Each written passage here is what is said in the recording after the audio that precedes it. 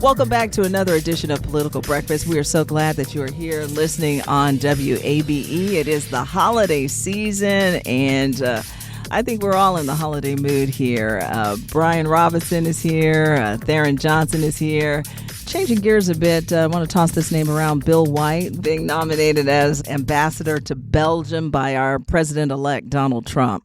Well, as a quick reminder, because people tend to forget these names quickly, Bill White was the guy driving the Buckhead City movement here over the last few years. And then once that failed spectacularly and he made a lot of enemies in the General Assembly and with the governor, he left the state, or at least left the region. I think maybe they have a house in Raven County and maybe one in Florida.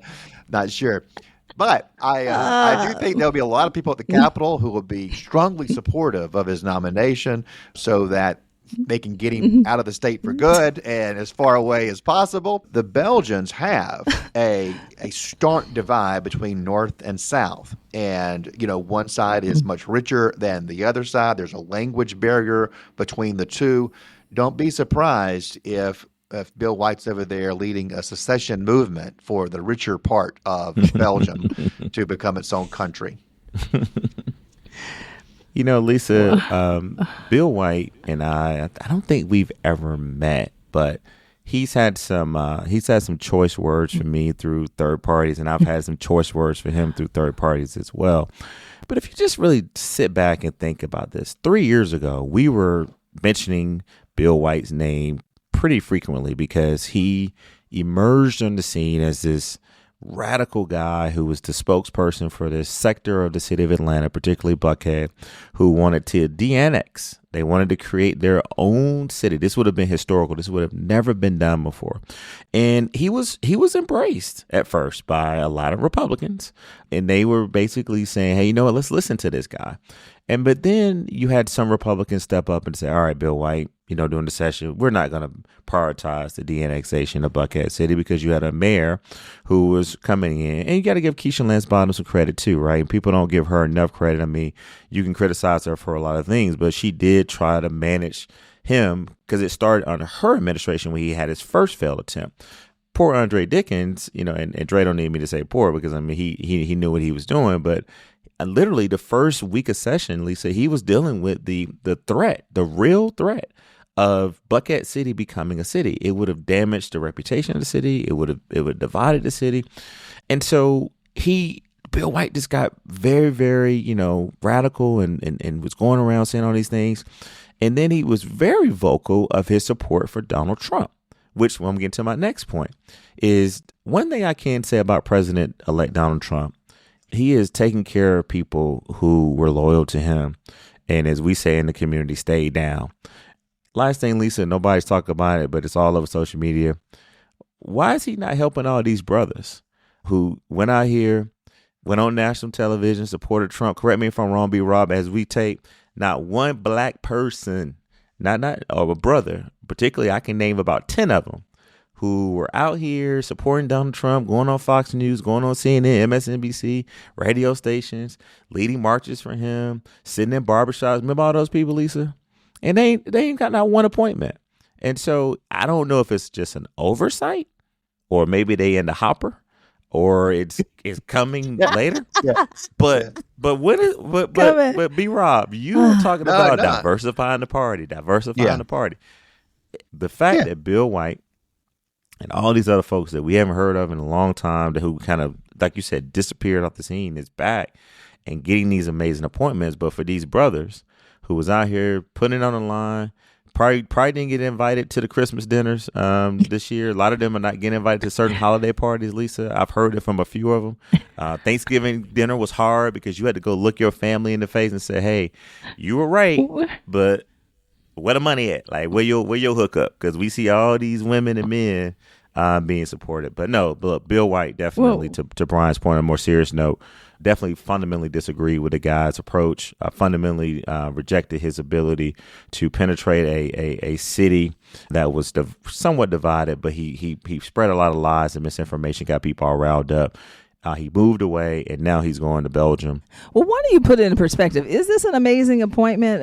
We were trying to figure it out. We were like, okay, Belgium is a close ally of the United States, has shared values, international security, economic ties, offers humanitarian assistance. So it is an amazing appointment. Sexy. It's not sexy, but Lisa, let me tell you this, and B-Rob knows this. Every single ambassador I know, or former ambassador, woman or man, has basically been able to have an exponential spike in their careers, right? When they're done being ambassador. The play here is you just take it, right? You don't care where you're going. Now, you don't want it to be too cold, and you want it to be kind of cool. You can have your family there. But once he comes out, if he does this right in any ambassador appointment, you can be set for life. I think it's a little sexy, and not just because the Belgians are amongst the best-looking people in the world, but because this is where NATO is, this is where the EU is. So I think it's a great appointment. I mean, if you look at it in the broader picture, I doubt Belgium's bigger than Georgia. A lot of these European countries are smaller than us, but still, it's a country that is a close ally and a lot of infrastructure there that makes it a lot more like being tied in with the EU folks and being there and kind of being invited to their holiday parties. That's gold in the back end too, right? Right. But B-Rob, real quick, what's up with these brothers not getting no appointments? That's a fair question.